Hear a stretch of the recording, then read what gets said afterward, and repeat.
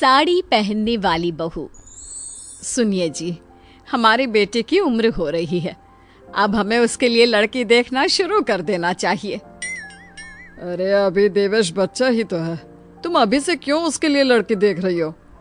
अभी से लड़की देखेंगे तभी तो हमें कोई अच्छी लड़की मिलेगी ना, वरना आजकल का जमाना कैसा है ये तो आप भी जानते ही हैं। अच्छे घर की लड़कियां मिलना बहुत मुश्किल है। बात तो एकदम सही है तुम्हारी। आप रिश्ते देखिए और मैं बहू। इस घर में बहू तो सिर्फ मेरी पसंद की ही आएगी। विक्रम अपने बेटे के लिए लड़की देखना शुरू कर देता है। कुछ दिनों बाद वो सलोनी के घर जाते हैं। लड़की कहाँ है, जरा उसे बुलाइए तो सही। जी बस अभी आती ही होगी। स्मृति के इतना बोलते ही जींस टॉप पहने सलोनी वहां आ जाती है। सलोनी को देखते ही लड़के वालों के होश उड़ जाते हैं। ये क्या पहन कर आई है आपकी लड़की? माफ कीजिएगा, लेकिन हमारे घर में ये सब कुछ नहीं चलेगा। वो आंटी जी क्या है ना, आज मुझे कॉलेज से आने में थोड़ी देर हो गई थी, इसलिए तैयार होने का टाइम ही नहीं मिला। तो तुम कॉलेज भी जाती हो? वैसे कितनी पढ़ी लिखी हो तुम? मैं अभी MBA की पढ़ाई कर रही हूँ। शादी के बाद क्या इरादा है तुम्हारा, जॉब या घर? जैसा आप कहो। देखो सलोनी, शादी ब्याह का मामला है, इसलिए मैं झूठ नहीं बोलूंगी। मुझे मेरे बेटे के लिए एक ऐसी लड़की चाहिए जो खाना बनाना, बड़ों का आदर करना, पूजा पाठ करना जानती हो। ये जीन्स पहनना, कॉलेज जाना और जॉब करना, ये सब हमारे घर नहीं चलेगा। माँ, ये सब आप क्या बोले जा रही हो? आखिर जीन्स पहनने में क्या बुराई है? और उसे जॉब करनी है या पढ़ाई, ये सब तो उसकी मर्जी है। इसका फैसला हम कैसे कर सकते हैं? चुप कर तू, तुझसे किसी ने सलाह नहीं मांगी है। तुम बताओ सलोनी, अगर तुम्हें हमारे घर की बहू बनना है तो ये सब छोड़ना पड़ेगा। आंटी जी, मैं जीन्स भले ही पहनती हूँ, पर इसका मतलब ये तो नहीं कि मेरे अंदर संस्कारों की कमी है।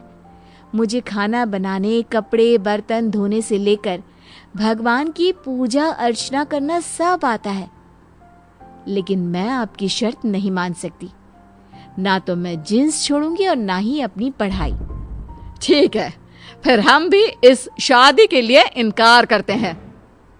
वृंदा, ये तुम क्या बोल रही हो? मैं ठीक ही तो बोल रही हूँ। मुझे सुशील और संस्कारी लड़की चाहिए।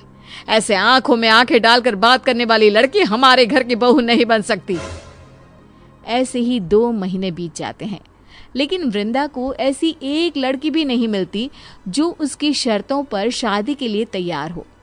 वो जहां भी लड़की देखने जाती, उनसे ताउम्र साड़ी पहनने और घर का चूल्हा चौका करने की शर्त रख देती, जिसे सुनती ही हर लड़की इनकार कर देती। देखो वृंदा, बहुत मुश्किल से एक और रिश्ता आया है। तुम प्लीज यहाँ किसी पर कोई शर्त मत थोप देना। मैं नहीं चाहता कि तुम्हारी उठ पटांग शर्तों के कारण हमारे बेटे की उम्र निकल जाए। अच्छा, तो अभी आपको मेरी शर्तें उठ पटांग लग रही है। जिस दिन कोई गलत लड़की हमारे घर की बहू बन जाएगी ना, तब समझ आएगा आपको। देवी जी, अगर आपका हो गया हो तो अब चले हम लड़की देखने। हाँ तो चलो ना, कौन मना कर रहा है। वृंदा और विक्रम अपने बेटे के संग लड़की देखने जाते हैं, जहां लड़की की माँ चारुलता उनका स्वागत करती है। आप कुछ चाय नाश्ता लेंगे? नहीं नहीं, आप बस लड़की को बुला लीजिए। चारुलता अपनी बेटी वैदेही को आवाज देती है। थोड़ी ही देर में साड़ी पहने, हाथ में चाय लिए और सर पर पल्लू रखकर वैदेही आ जाती है। वैदेही को देखते ही वृंदा फूले नहीं समाती। वो बिना कुछ पूछे ही रिश्ता पक्का कर देती है और अच्छा सा मुहूर्त देखकर दोनों की शादी करा देती है। शादी के 2 दिन बाद, वैदेही बेटा, देवेश ऑफिस के लिए लेट हो रहा है, तो उसके लिए चाय बना कर ले आ। मम्मी जी, मुझे चाय बनानी तो आती ही नहीं है और उनको ऑफिस के लिए बहुत देर भी हो रही है, वरना मैं YouTube में देखकर बना लेती। आप एक काम कीजिए ना, आज आप चाय बना लीजिए, मैं कल बना लूंगी। वैदेही की बातें सुनकर वृंदा का मुंह खुला का खुला रह जाता है। और अब वो करती भी तो क्या, बेटे को ऑफिस के लिए लेट जो हो रहा था तो बस फटाफट वृंदा ने रसोई में घुसकर चाय बनाना शुरू कर दिया, जिसके बाद देवेश ऑफिस के लिए निकल गया। अब वृंदा सीधे वैदेही के कमरे में जाती है। बहू, तुझे खाने में क्या क्या बनाना आता है? कुछ भी नहीं मम्मी जी। है? कुछ भी नहीं मतलब? क्या तेरी माँ ने तुझे खाना बनाना नहीं सिखाया? नहीं तो मम्मी जी। वैदेही के इतना बोलते ही वृंदा अपना सर पकड़ लेती है। वैदेही भी अपनी सास की ये हालत देख मंद मंद मुस्कुराने लगती है। अच्छा बहू, ये बता, तुझे कपड़े धोने तो आते हैं ना? ना। क्या? कपड़े धोने भी नहीं आते?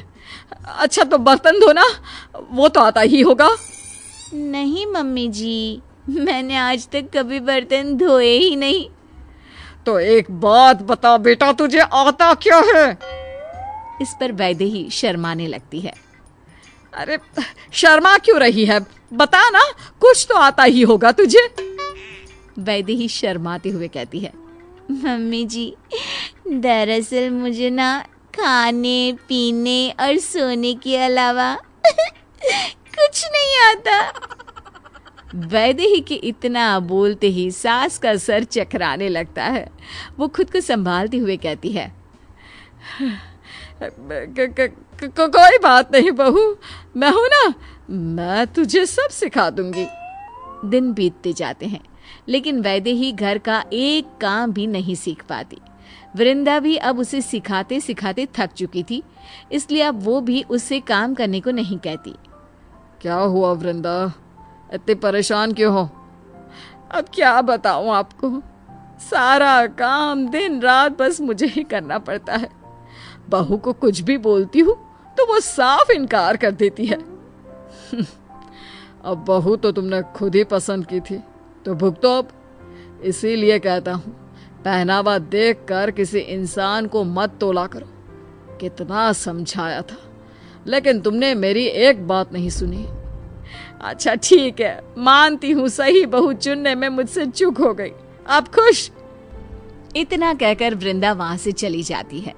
एक दिन वृंदा से मिलने उसकी कुछ सहेलियां घर आती हैं, जिनमें से एक सहेली अपनी बहू को भी साथ लेकर आती है। अपनी सहेली की बहू को देख वृंदा के पैरों तले जमीन खिसक जाती है। तुम यहाँ? ये मेरी बहू है सलोनी, तुम जानते हो एक दूसरे को? जी माँ जी, आंटी जी अपने बेटे का रिश्ता लेकर मेरे घर भी आई थी, लेकिन उन्होंने शर्त रखी थी कि वो मुझे अपने घर की बहू तभी बनाएंगी जब मैं अपनी पढ़ाई, जॉब और जींस पहनना सब छोड़ दूंगी। सलोनी की बातें सुनकर सभी दंग रह जाते हैं। इतने में सलोनी की सास कहती है, वैसे अच्छा ही हुआ जो तुम इसकी बहू नहीं बनी, वरना हमारा क्या होता। जानती हो वृंदा, मेरी बहू घर का सारा काम अकेले करती है, मुझे एक बर्तन तक उठाकर नहीं रखने देती। मैं तो सच में बहुत भाग्यशाली हूँ जो सलोनी मेरे घर की बहू बनी है। हीरा है हीरा मेरी बहू। अब वृंदा को अपने किए पर बहुत पछतावा होता है। उसे शैलजा से जलन भी होने लगती है, जिसके कारण वो अपनी बहू की झूठी तारीफों के पुल बांधना शुरू कर देती है। अगर तेरी बहू हीरा है तो मेरी बहू भी कोहिनूर है। जानते हो तुम लोग, मेरी बहू तो सुबह उठने से पहले ही मेरे हाथ में खाना ला कर दे देती है और मेरे बोलने से पहले ही घर का सारा काम खत्म कर देती है। ऐसी है मेरी बहू। जिस बहू की तो इतनी तारीफ कर रही है, जरा अब उससे मिलवा भी दे। हाँ हाँ, क्यों नहीं। वैदेही बेटा, जरा बाहर तो आना, मेरी कुछ फ्रेंड्स तुझसे मिलना चाहती है। वृंदा के कहते ही वैदेही सिर पर पल्लू रखकर बाहर आती है और सभी के पैर छूती है। वृंदा, तेरी बहू तो बहुत संस्कारी है। हाँ यार, तू सच में बहुत भाग्यशाली है जो तुझे ऐसी बहू मिली, वरना आज के जमाने में ऐसी लड़की मिलनी बहुत मुश्किल है। सच में क्या किस्मत पाकर आई है तू। तुझे तो कोहिनूर से भी कीमती बहू मिली है। वृंदा झूठी मुस्कान लिए हंसने लगती है। तभी मम्मी जी मुझे बहुत भूख लग रही है, जल्दी से जाकर कुछ बना दीजिए ना प्लीज। वैदेही की ये बात सुनकर सभी दंग रह जाते हैं। अरे बेटा, भूख लग रही है तो जाकर बना ले कुछ, अपनी सास को क्यों परेशान कर रही है? इससे पहले कि वैदेही कुछ बोलती, वृंदा बीच में बोल पड़ती है। वो क्या है ना, बहू को सिर्फ मेरे ही हाथ का खाना पसंद है, इसलिए वो मुझसे बोल रही है। ये तो बहुत अच्छी बात है, फिर तो ये बाहर का कुछ खाती भी नहीं होगी, क्यों बहू? अरे नहीं नहीं आंटी जी, मैं तो सब कुछ खा लेती हूँ जो भी मिल जाए, बस मुझसे ना ये काम वाम नहीं होता। मुझे तो आप बैठे बैठे जो दे दोगे मैं सब खा लूंगी। क्यों वृंदा, तू तो बोल रही थी तेरी बहू घर का सारा काम करती है। अरे बहू, तुम लोगों से मजाक कर रही है क्या? तुम भी इसकी बातों पर भरोसा कर रहे हो? जा बहू, जाकर सबके लिए चाय बना दे। मम्मी जी, मैंने आज तक अपने लिए तो चाय बनाई नहीं, फिर इतने सारे लोगों के लिए कैसे बना दूं? अगर आप चाय बनाए ना तो मेरे लिए भी बना देना। मेरी फेवरेट सीरियल का आने का टाइम हो गया है, मैं अपने रूम में जाकर टीवी देख रही हूँ। हाँ। थोड़ी देर पहले तक जो लोग वैदेही की तारीफ करते नहीं थक रहे थे, अब वही लोग उस पर हंसने लगते हैं। वृंदा को अब अपनी बहू और अपनी छोटी सोच पर बेहद शर्मिंदगी महसूस होने लगती है। तुम लोग बैठो, मैं तुम्हारे लिए चाय बना कर लाती हूँ। नहीं वृंदा, उसकी कोई जरूरत नहीं है, अब हम यहाँ और नहीं रुक सकते। मुझे फक्र है अपनी बहू सलोनी पर, जो ऑफिस के साथ साथ पूरा घर भी संभालती है। चल बेटा, घर चलते हैं। जी मम्मी जी, बस 2 मिनट दीजिए मुझे। सलोनी वृंदा के पास जाती है और उससे कहती है, आज तो आपको एहसास हो ही चुका होगा आंटी जी कि कभी भी किसी को उसके कपड़ों से जज नहीं करना चाहिए। जींस पहनने का मतलब ये नहीं होता कि लड़की असंस्कारी है, या फिर अगर लड़की ऑफिस जाती है तो अपने परिवार को नहीं संभाल सकती। ये सब सिर्फ एक गलत सोच है। अच्छा हुआ उस दिन आपने मुझे ठुकरा दिया, वरना मुझे इतना अच्छा ससुराल नहीं मिलता। आज अपने पूरे जीवन में पहली बार वृंदा को एहसास होता है कि पहनावे को लेकर उसकी सोच कितनी गलत थी। कभी किसी के संस्कारों को उसके कपड़ों से तोलकर नहीं देखना चाहिए। कपड़े कभी किसी की काबिलियत और संस्कारों को बयान नहीं कर सकते।